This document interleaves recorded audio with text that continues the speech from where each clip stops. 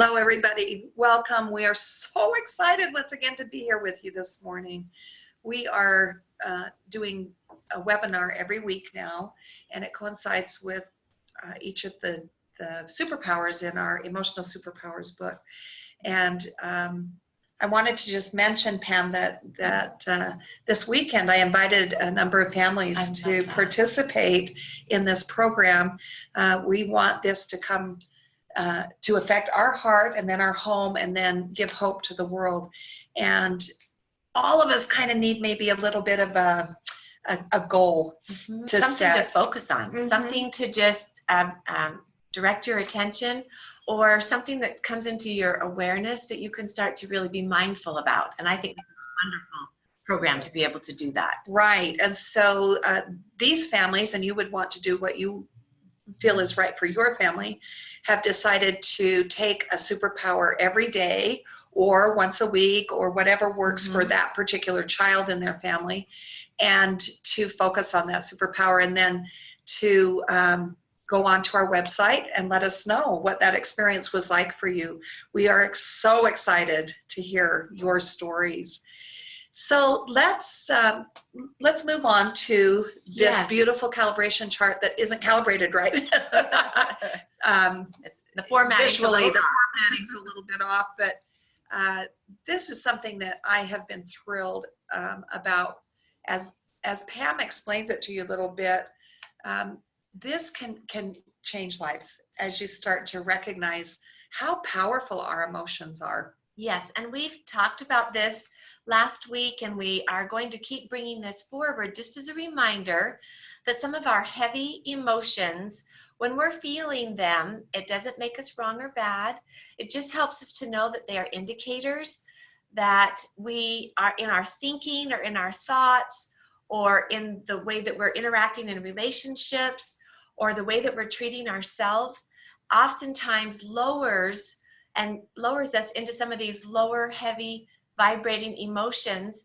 And that what we do to make a change, to elevate our emotional state, is to check out our thinking and make a correction when needed. If we're being judgmental or critical towards self or towards those around us, we'll definitely be in pain, in emotional pain. And when we can let go of the judgment, the criticism, the need to bully ourselves or being negative with those around us, we can move into a different state and elevate our thoughts and therefore elevate our emotional well-being.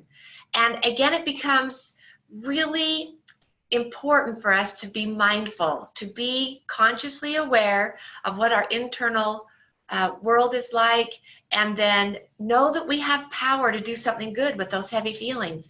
We are capable of making a shift. We don't have to feel victimized by our emotions. We can become educated and start to practice new ways of bringing joy and happiness and gratitude into our lives. And what I love about this, as Pam is talking, is that as you model this in your own personal inner world, in your home, to your family, that's when it becomes so powerful, is that our children take on your modeling, your good self-care. I love the idea of empowering families to do this. This is going to change how you feel. And I think as important as how you feel is, especially for children, if they're hanging on to those emotions, that creates emotional pain and eventually will create physical trauma too. And that's what we're really wanting to focus on when we talk about our self-care today. For sure. Because, and again, each week we're going to be focusing on one of the emotional superpowers in the book. And as we look at this spread in the book, this is one of my most favorite parts of the book, and it's Strong Like a Tree, Self-Care. When we think about a tree, we think about the roots and how firm it is and how strong it is, and it's anchored to the earth, and then its branches reach for the heavens. And I want you to know that there are patterns in our families that help bring us together, that bond us together, and these patterns can be created with with what we model to our children with self-care. For example, even recognizing what your physical needs are can be important. And the tree is so symbolic of generational patterns. We want to create positive generational patterns, and that comes with us being conscious and mindful of what we're implementing right now, and maybe letting go of what's not working and holding on and creating something that does work in our families. I love this. Oh, we're just going to, we can talk for a second about that, because this was our last superpower last week, and goes hand in hand with self-care. It does. And so we've ordered these in such a way that we think will be most effective for you and your family. Because recognizing at the very beginning what your love language is and what your child's love language is, if they like acts of service, gifts, touch, if it's words of affirmation or quality time, it's really helpful when you know that that's what's meaningful to you and your child, and then to take that information and implement it with self-care. That's going to help you design the self-care model that you need. And if you know you need quality time, you're going to need that date with your husband once a week. If you know that you want affection or touch, you're going to need to cuddle and hold hands, or your children are going to need that. And words of affirmation came so powerfully for me. I didn't realize that was one of my love languages, even though I've read that book and everything. Oh, yes. And I was able to say to my husband last week, I just need you to give me some words of affirmation right now. Yes. And he did. He was willing, and Oh, it changed how I was looking at the world. I love that. So knowing what your love languages are, and then designing your self-care and designing your self-care model for you and for your kids is significant. So this is all about increasing awareness to recognize physical and emotional needs. For sure. And sometimes we're having an emotional meltdown because we are tired or hungry, or we haven't slept well and we need sleep. And that can affect where we are emotionally. So we want to ask those questions of ourselves and of our children, or those that we care about. Are you hungry? Yes. Are you thirsty? Tired? Need a hug? Do you need a hug right now? Afraid? Are you afraid of something or anxious about something?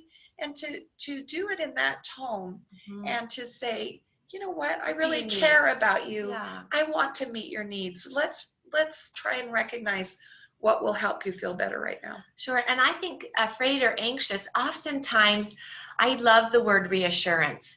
So sometimes somebody just needs some reassurance that even though everything's kind of chaotic right now, or you're upset, maybe just some simple words of reassurance that everything's going to work out. I'm right here with you when you're talking to a little child can make such a difference. And I have to tell you, my little 3-year-old grandson, my daughter-in-law and my son have been trying to teach him to use his words instead of behavior. And he'll walk around and say, Mama, I'm hungry, I'm tired, and I'm sad. And so he's like giving her a whole list of things of how he's feeling. But talk about helping the parent know how to meet his needs. And if you can get them to language that, it's so much easier to deal with than the behavior. And when they don't know what they want, and it's really hard, for sure. And not all kids can do that, let me tell you, at 3 years old. But practice, or as they watch you model that, oh, wow, that's can make such a wonderful thing. It can make a difference. So again, the principle that we're wanting to understand here is that we can do something good with our heavy feelings, and that when we can recognize what's going on inside of us, we can say how we feel and ask for what you want. And we want to empower you, and we want to empower our children to be able to do that. That's when we are more effective in getting the things that we know we need and want, and then being able to not come from a place of reaction or from drama or from being emotionally out of control. Just using our words can be so simple. And the people in our circle won't feel blamed or shame or embarrassment or criticized. Yes. In other words, we're owning our own emotions. That's right. And our own needs. For sure. Okay. And then, so I think the question is, and this is difficult oftentimes for men and women in our culture, because we're so busy, we're so work-oriented, task-oriented, that oftentimes we forget ourselves, what we need to do for self-care. And I know that I start feeling sad, down, depressed, when I've been working too much and not had that time to myself for play, self-reflection, journaling, or participating in the things that I love. And I think that if we want to have meaning in our life, we are going to really have it narrowed down to those things that specifically help us feel like we're doing self-care. You know, I worked all last week. I was traveling on a trip, and yesterday was so busy, and today my heart was feeling down, and it was feeling sad, and I said to myself, honey, I know you've been working a lot, and we are going to do something fun tonight, I promise. And I know that I'm going to have to keep that promise to myself, and I'm going to spend 15 minutes doing some drawing, which is what I love to do, which renews me. Mm-hmm. Just knowing some of those creative outlets or the things that we need to do can make such a difference. I love that, Pam, and I love that you could give that example.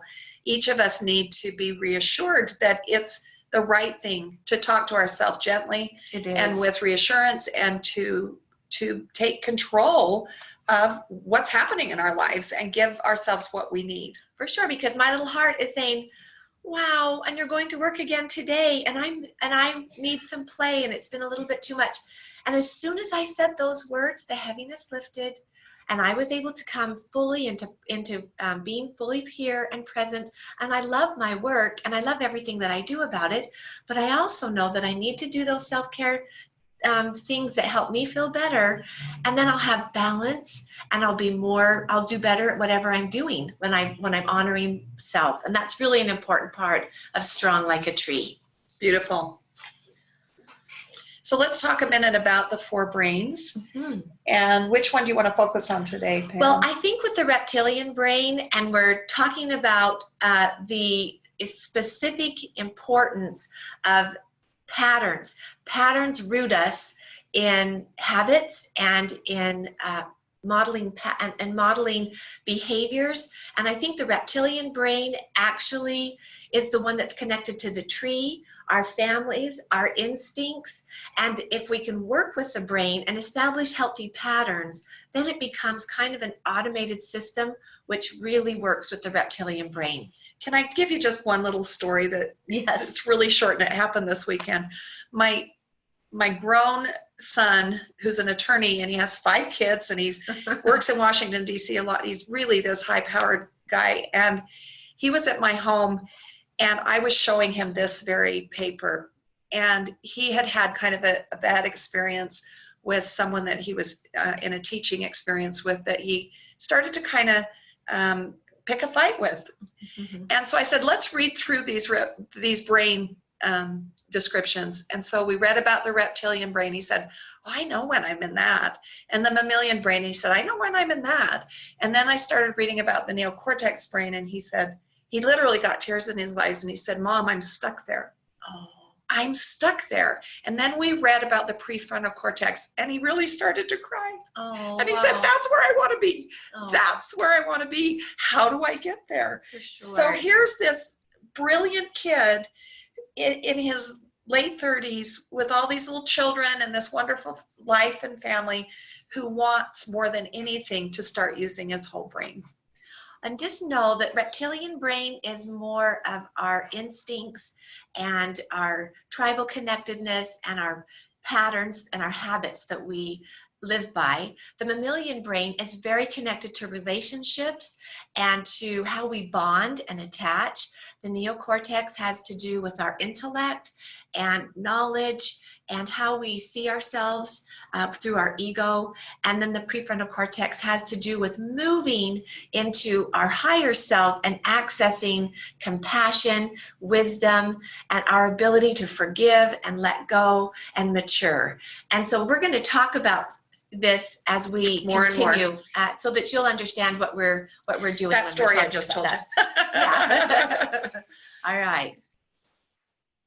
And then just know that in our bundles, when you purchase a bundle, you get this beautifully designed card that talks about the meanings of the colors when the children are coloring in their journals, and maybe they're coloring out some heavy feelings. If that were happening, and red would always kind of be an indicator of anger. But on the positive side, as far as a gift or something that they're feeling happy about, love would represent love, passion, personal power, tribal connectedness, or feeling like you belong. So just know that the colors have power and meaning as well, and we will continue to explore these different aspects of color and different parts of the brain and the emotional superpowers each week in our little short webinars.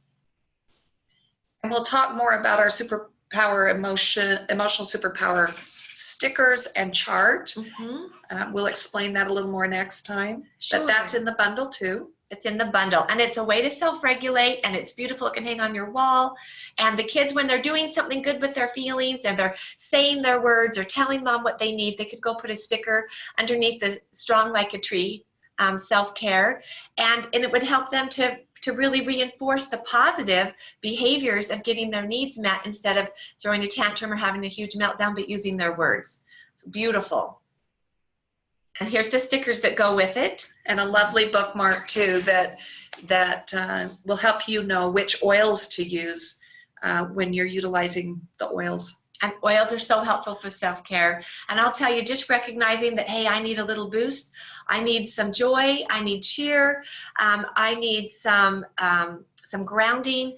And again, modeling that with our children through aromatic anchoring, so powerful. So follow us on Facebook and Instagram at Emotional Superpowers. And don't forget to leave a comment or a testimonial. We really want to hear from you.